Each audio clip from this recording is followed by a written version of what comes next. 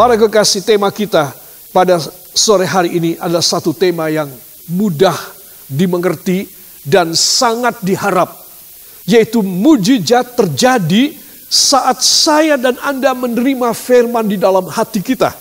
Bukan hanya menerima di telinga kita, di dalam logika pikiran kita, cengli kita, tetapi menerima di dalam hati kita. Ya saudara, ini sesuatu prosedur yang beda dengan saya mendengar firman, saudara menyimak.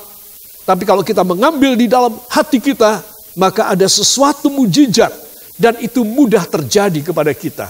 Ya, tema ini mudah dicerna dan ini tidak sulit. Bila saudara melihat background daripada slide pertama ini, saudara melihat seorang pria yang begini, ya. Wow, ya, kuat rasanya, senang, penuh gairah, penuh semangat. Saya yakin semua orang ingin seperti dia. Apakah dia lagi susah? Apakah dia lagi kalah? Apakah dia lagi bangkrut? Tidak. Mestinya kalau orang begini, dia lagi menang. Ya, dia lagi senang. Dia lagi mendapat. Para kekasih, saya jamin selesainya firman ini, Anda akan mendapat mujizat dalam nama Yesus. Beri kemuliaan bagi dia. Para kekasih, itu sebab sebuah ayat yang pertama, saya ingin mengajak Anda sekalian membuka dalam Alkitab dari Yohanes 5 ayat yang ke-24.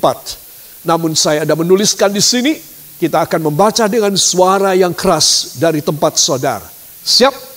1, 2. Aku berkata kepadamu, sesungguhnya barang siapa mendengar perkataanku dan percaya kepada Dia yang mengutus aku, ia mempunyai hidup yang kekal dan tidak turut dihukum, sebab ia sudah pindah dari dalam maut ke dalam hidup. Amin. Saya ulangi, sebab ia sudah pindah. Katakan, sudah pindah. Katakan, saya harus move on. Ya, kalau saya dan Anda pindah dari hukuman, pindah dari hidup celaka, pada hidup yang menyenangkan, hidup yang begini, yang penuh kemenangan, saudara, maka saya dan saudara itu mudah menerima mujizat. Modal kita, cikal bakalnya mujizat adalah mendengar perkataanku, kata firman. Jadi saya dan saudara mempunyai satu cara yang tidak sulit, yang sangat mudah. Biarlah engkau mendengar firman dan engkau simpan dalam hatimu, para kekasih. Maka pada saat ini juga Dia berjanji engkau akan menerima jawaban doamu secara mujizat. Yang percaya katakan luar biasa. Para kekasih, dari Yohanes 5 ayat 24, saya dan saudara mendapat tahu bahwa rahasianya sesungguhnya barang siapa mendengar perkataanku, firman Tuhan. Jadi orang yang mendengar suara firman, mendengarkan firman itu sampai masuk dalam hatinya, saudara, dan percaya kepada Bapa yang mengutus aku, sabda Yesus, maka ia mempunyai hidup yang kekal. Ya, katakan, saya harus memiliki hidup yang kekal. Ya, jadi saudara dan saya harus memiliki hidup yang kekal, dan itu berarti kita tidak turut dihukum. Katakan, saya tidak mau dihukum. Saya tidak boleh turut dihukum. Saya harus berpindah dari maut kepada hidup yang kekal. Beri kemuliaan yang baik bagi Dia. Para kekasih, perhatikan, inilah yang Tuhan janji kepada saya dan kepada Anda. Sekarang kita melihat di luar. Kita juga memeriksa tentang neraca keuangan kita. Dan selalu kita kepikiran barangkali. Para kekasih, kita tidak bisa bayangkan begitu banyak orang susah. Saudara, walau ini masih merupakan rekayasa dan angka-angka perkiraan, bukan angka-angka yang pasti dan belum tentu benar, tetapi ada konon katanya 8% dari penduduk kita jatuh miskin karena COVID-19. Saudara yang kekasih, itu tidak usah dirunut jauh. Sepandang mata kita saja kita bisa tahu, ya pasti deh. Sekarang saja kita mengalami sedikit pemasukan, sedikit produktivitas, bahkan sebagian harus down sama sekali. Saudara yang kekasih, tapi dengarkan perjanjian ini. Sesungguhnya barang siapa mendengar perkataanku, maka dia, kata firman, kata Yesus, maka dia akan mempunyai hidup yang kekal. Kalau hidup kekal saja di sorga diberi, masa yang lain-lain dalam hidup kita yang fana tidak diberi oleh Tuhan? Itu sebab ayat ini harus menjadi kekuatan bagi kita semua. Tuhan, Engkau tahu beberapa minggu ini hamba tidak mendapat penghasilan, atau merosot sekali, atau hamba tidak dibayar oleh atasan. Tetapi hamba pegang Yohanes 5 ayat 24. Kalau Engkau sudah memindah hamba dari maut, dari hukuman yang begitu dahsyat, masa Engkau tidak memberkati hamba untuk makan sehari-hari kami, untuk kesenangan kami, walaupun kami tinggal di rumah dan tidak bisa kemana-mana. Saudara, saya yakinkan Anda, kalau Dia memberi hidup yang kekal kepada Anda, maka segala macam kebutuhan hidupmu pasti akan dipenuhi oleh Dia. Yang percaya, beri kemuliaan yang baik bagi Dia. Para kekasih, itu sebab kuatkan hati saudara, mantapkan iman saudara. Mendengar firman, ini adalah bagian pertama yang akan saya sampaikan. Bagian A, bagian B adalah bertindak dengan iman. Gampang toh saudara? Mudah sekali. Saudara, seringkali kita mendengar, ya kita ini dibohongin juga mau.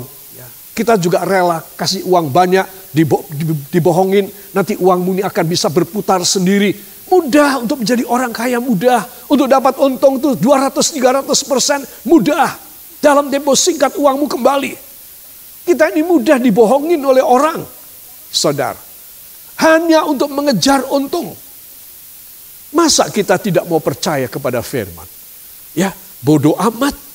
Ayo, saya ingin kita memikir. Kalau orang yang bermulut manis dengan janji-janji palsu kadang-kadang, ya, aku mau percaya, ya aku bodoh. Harusnya aku percaya kepada firman yang tidak palsu, yang tidak bohong. Katakan amin. Itu sebab saya dan saudara harus yakin.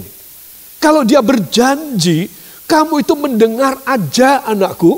Kalau kamu mendengar dan kamu percaya kepada Bapa yang di sorga, yang mengutus aku, kamu mendapat hidup kekal anakku. Dan kamu sudah aku pindah. Kamu sudah tak pindah. Dari hidup yang maut pada hidup yang penuh dengan kemenangan dan bahagia. Maka itu saya dan saudara harus percaya. Pada bagian A yang sangat mudah, mendengar. Kalau saya dan saudara mendengar firman, if you and I listening to the words of God, and we believe and we react so positively, Lord, in our life, and we work and doing something that the promise of God and the command of Jesus Christ want you and I to do. We just doing that. It is very simple and so easy for God to fulfill His promise to everyone that obey, yang nurut kepada kehendaknya. Katakan amin. Jadi mendengar saja. Coba disuruh mendengar. Saudara, ada dosen, ada profesor doktor, ada kepala negara, raja atau ratu atau kaisar, yang kalau dia berbicara, ya, dalam bahasa Jawa, dia memberikan pangandika, bersabdo, lalu perkataannya ini menjadi. Tidak ada. Cuma janji aja. Wong dia juga manusia berdosa. Betul apa tidak? Mungkin dosanya lebih banyak dari kebanyakan orang. Saudara kekasih, tetapi rakyat ini percaya sama omongannya. Masa kita dengan firman kita tidak mau mendengar dan percaya? Udah, selanjutnya biar Tuhan yang kerja. Katakan, saya mendengar, saya percaya, saya simpan dalam hati saya. Tuhan yang bekerja. Beri kemuliaan bagi Dia. Itu sebab bagian A ini mudah sekali, ya. Maka Tuhan akan menyatakan mujizat. Katakan, Bapa yang di sorga akan menyatakan mujizat kepada saya. Ketika saya mendengar firman. Ya, ketika saya dan saudara mendengar saat ini. Di tempat saudara, ya, anak-anak kita sudah mulai jemu dan bosan sejak 2-3 minggu yang lalu. Karena tidak boleh keluar, tidak boleh jalan-jalan, ya, tidak boleh ke restoran dan lain sebagainya, tidak boleh ke sekolah. Saudara, orang-orang tua juga sudah bosan. Ayo sekarang pakai. Ini dipaksain sama Tuhan di dalam atap, di bawah atap ini. Supaya kita orang mendengar firman. Maka itu saya setiap Rabu, Jumat jam 6 sore, dan Minggu jam 8 pagi, saya selalu mengusahakan saudara harus menerima firman. Supaya saudara selalu dipenuhi dengan anugerah. Selalu pakai kesempatan ini. Engkau hanya mendengar aja. Dan engkau dapat mujizat. Coba. Mau cari di mana? Ya, tidak ada yang bisa memberikan janji semacam ini. Yang pertama, dia akan menyatakan mujizat. Yang kedua, dia akan memunculkan berkat. Saudara, kata memunculkan berkat ini memang sengaja saya tuliskan, bukan memberi, tapi memunculkan dari bawah, dimunculkan. Tuhan berjanji mau memunculkan berkat. Jadi kalau saya dan saudara percaya kepada firman-Nya, saudara yakin bahwa dari atas datang mujizat. Katakan, dari atas datang mujizat, dari bawah muncul berkat. Demikian firman Tuhan. Ya, jadi saudara harus yakin tentang hal ini. Para kekasih, di dalam Yohanes 14 ayat 12 dan 13, 2 ayat dahsyat. Saya bilang, di dalam kebosananmu di rumah, di dalam kekecewaanmu karena income yang tidak bagus, di dalam keadaanmu yang setengah ngelokro, dalam keadaanmu yang sedang dalam keadaan, aku jangan sampai ini demam, jangan sampai aku kena gejala positif virus COVID. Dalam keadaan saudara negatif sekarang, saya minta saudara mendengar firman dan saudara bertindak supaya engkau sembuh, supaya engkau selamat, supaya engkau mendapat berkat. Dan tidak ada yang mustahil, walaupun secara kasat mata engkau tidak kerja. Tetapi Tuhan berkuasa. Yang percaya di rumah Anda, beri kemuliaan bagi Dia. Para kekasih, marilah kita membuka bersama dalam Yohanes pasal yang ke-14 ayat yang ke-12 dan ayat yang ke-13.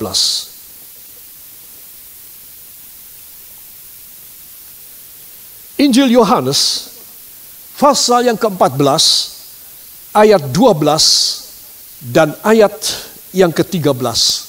Mari kita baca. Kalau saudara percaya dengan sungguh-sungguh, saudara baca dengan suara yang nyaring dan aminkan bersama saya. Siap? 1, 2. Aku berkata kepadamu, sesungguhnya barang siapa percaya kepadaku, ia akan melakukan juga pekerjaan-pekerjaan yang aku lakukan. Bahkan pekerjaan-pekerjaan yang lebih besar daripada itu. Sebab aku pergi kepada Bapa. 13. Dan apa juga, ulangi. Dan apa juga, ulangi. Dan apa juga yang kamu minta dalam namaku. Dalam nama siapa? Yesus, ya, teruskan. Aku akan melakukannya supaya Bapa dipermuliakan di dalam Anak. Amin. Katakan sekali lagi, amin. Sekali lagi, amin. Beri tepuk tangan bagi Dia. Coba. Saya dan saudara kurang apa sebenarnya? Hanya mendengar, saudara percaya, saudara yakin. Yang berfirman kepada saudara maha kuasa. Maha kuasa. Saudara. Kalau saudara percaya, maka saudara dapat. Dan apa juga yang kamu minta dalam namaku, dalam nama Yesus. Aku akan melakukannya. Coba. Ya, ini sesuatu yang ajaib yang Tuhan mau beri dalam hidup saudara. Hanya karena saya dan Anda begitu yakin kepada Dia. Pada saat saya dan saudara tidak bisa apa-apa, ya saya juga membaca, saya juga mendengar banyak orang yang khawatir kalau aku nanti periksa ke dokter atau ke rumah sakit, aku pasti diisolir di rumah sakit, dipaksa tidak boleh pulang. Ya, mending aku sakit di rumah. Saudara, siapa tahu Anda sedang sakit saat ini. Ayo pegang janji Tuhan. Engkau tidak akan dijamah oleh virus COVID-19. Engkau akan mengalami mujizat kekuatan yang ajaib. Keuanganmu akan diberkati oleh Tuhan, saudara. Dan apa saja yang saudara khawatirkan dalam hidup ini, maka Tuhan akan memberikan jalan keluar. Jadi bagian A ini adalah bagian yang penting sekali. Hanya mendengar dengan percaya. Katakan, saya mendengar dengan percaya. Maka Tuhan melakukan ajaib kepada saya. Ya, ini penting sekali dalam hidup saudara. Saudara, saya tutup bagian A ini dengan satu peristiwa dari satu oknum. Saudara. Dan dia adalah seorang yang sungguh-sungguh menerima pertolongan Tuhan yang ajaib dalam hidupnya. Siapakah Anda? Siapakah dia? Dalam Yesaya pasal yang ke-45, ayat 1 sampai dengan ayat yang ketiga, para kekasih, saya undang untuk saudara ikut membaca. Yesaya pasal yang ke-45, ayat 1, 2, dan 3. Mari dengan suara yang nyaring, kita akan baca mulai dari judulnya. 1, 2. Tuhan memakai Kores sebagai alatnya. Beginilah firman Tuhan. Inilah firmanku kepada orang yang kuurapi. Kepada Kores yang tangan kanannya kupegang. Supaya aku menundukkan bangsa-bangsa di depannya. Dan melucuti raja-raja. Supaya aku membuka pintu-pintu di depannya. Dan supaya pintu-pintu gerbang tidak tinggal tertutup. 2. Aku sendiri hendak berjalan di depanmu. Dan hendak meratakan gunung-gunung. Hendak memecahkan pintu-pintu tembaga. Dan hendak mematahkan palang-palang besi.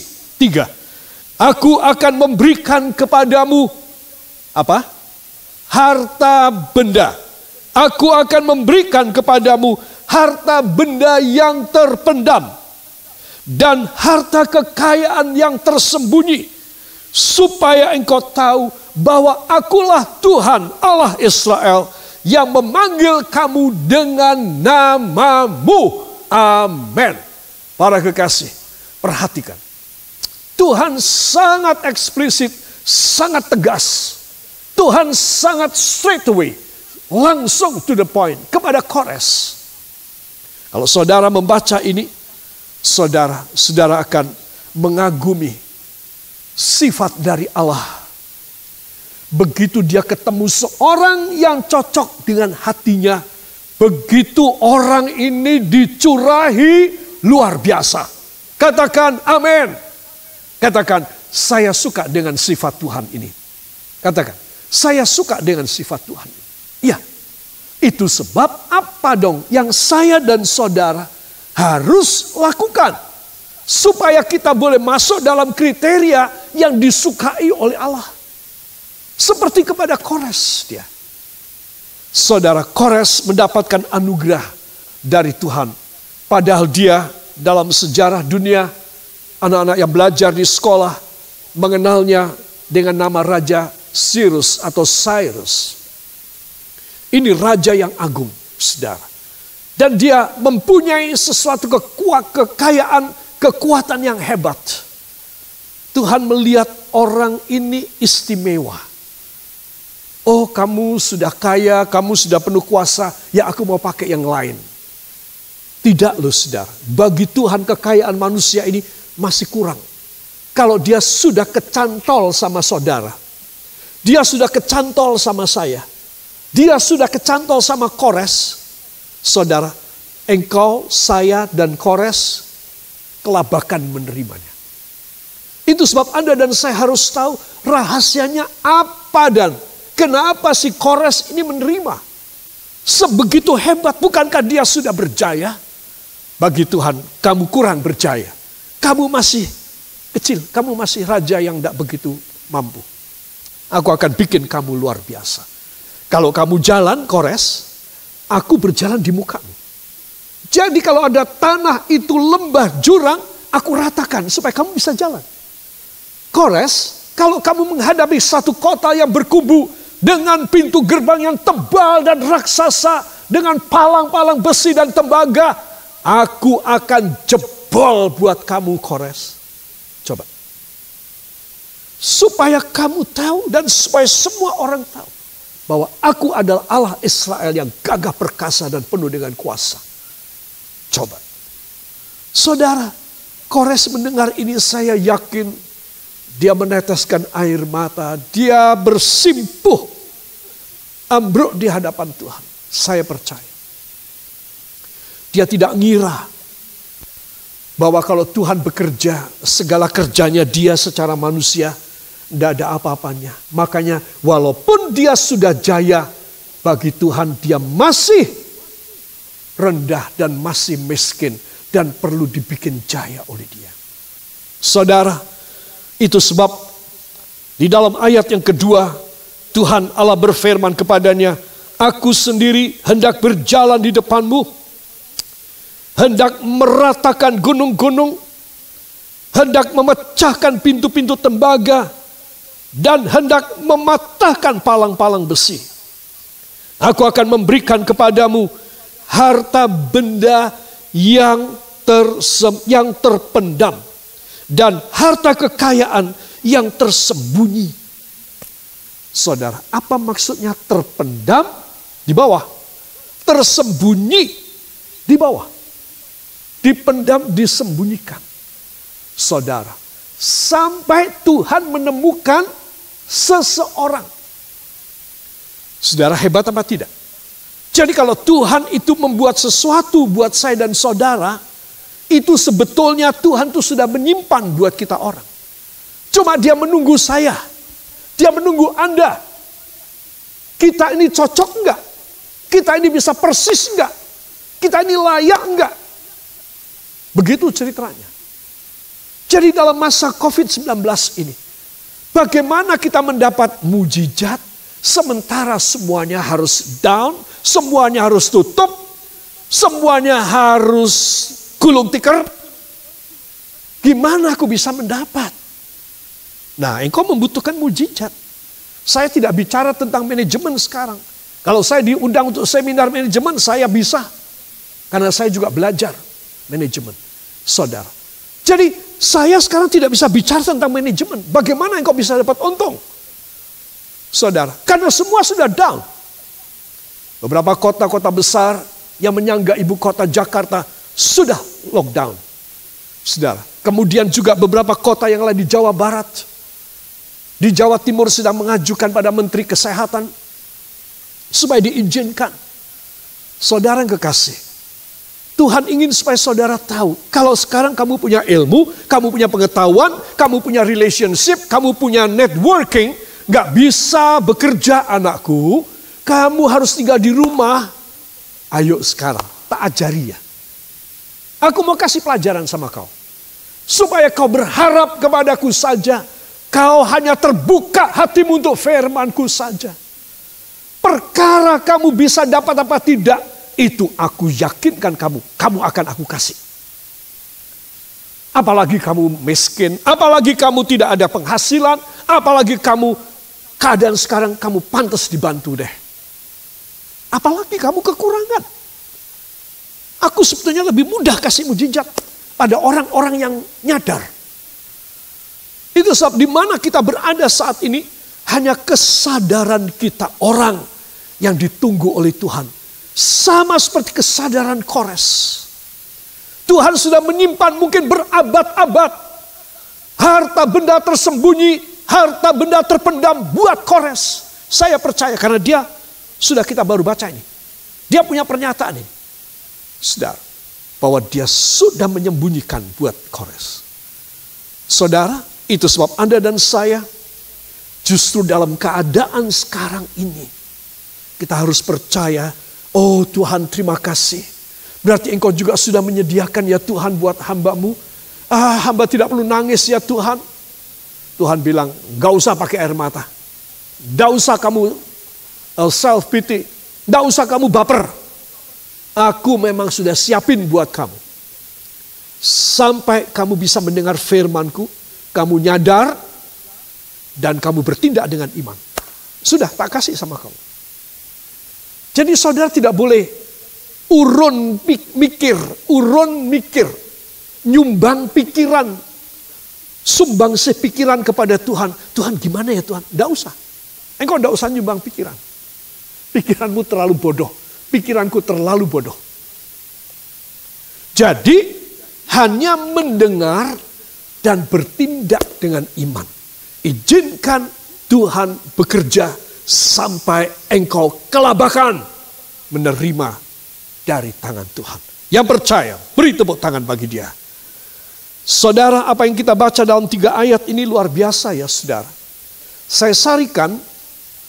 Yang pertama, aku mau tundukkan semua kepadamu. Raja-raja semua, aku kasih tunduk sama kau. Ya, semua pintu yang dipalang besi, pintu-pintu yang raksasa, aku jebol untuk kau. Pokoknya kamu mau menghadapi pintu tertutup, aku akan bikin otomatis pintunya terbuka. Ya. Kemudian hal yang kedua, Tuhan memberikan janji, aku akan meratakan semuanya bagi. Ya saudara, apa artinya meratakan semuanya? Ya Tuhan, jalan hamba ini geronjalan sekarang ini. Hamba sedang terpuruk saat ini dalam lembah jurang yang dalam. Ya Tuhan, di depan hamba ini ada gunung hambatan yang tinggi menjulang. Yang gak mungkin Tuhan mau hamba naiki, yang mau hamba terobos, yang mau hamba kelilingi untuk bisa. Gak ada Tuhan, semua sudah jalan buntu. Ya Tuhan janji, aku meratakan semuanya. Jadi ketika saudara dan saya tinggal saja di rumah, engkau percaya kepada firman, izinkan dia bekerja. Masa dia tidak bisa memberikan semuanya rata buat saudara? Sehingga saudara jalan ke sini gak bisa, jalan ke sana takut kejeglong, takut kejerumus jurang. Sehingga engkau ya mati begini aja sambil duduk, sambil berdiri matinya. Saudara, engkau tidak bisa apa-apa. Tidak. Dan bahkan dia akan menimbulkan harta benda tersembunyi buat saudara. COVID-19 harus disyukuri. Kalau saudara dan saya masih sehat sekarang, saudara bisa mendengar firman, syukurlah kepadanya. Karena saya percaya akan dia munculkan, dia akan menimbulkan harta benda tersembunyi, harta benda yang terpendam dari dalam hidup saudara akan dikasih kepada saudara. Jika engkau dan saya seringkali saat teduh, seringkali menyembah kepadanya, seringkali mendengar firman-Nya. Ketika saya dan saudara nyadar, iya ya, aku jadi orang Kristen kok liar. Aku jadi orang Kristen kok tidak sungguh-sungguh sama Tuhan. Seenakku sendiri sembrono. Nah ini COVID-19 kasih pelajaran. Jangan dengan COVID-19 saya dan saudara nggak nyadar lagi. Wah kita bakal dikasih yang lebih dahsyat nanti. Udah ini sudah saatnya nyadar supaya semua segera reda. Saudara. Dan Tuhan mencurahkan anugerah kepada kita. Yang percaya beri tepuk tangan bagi dia.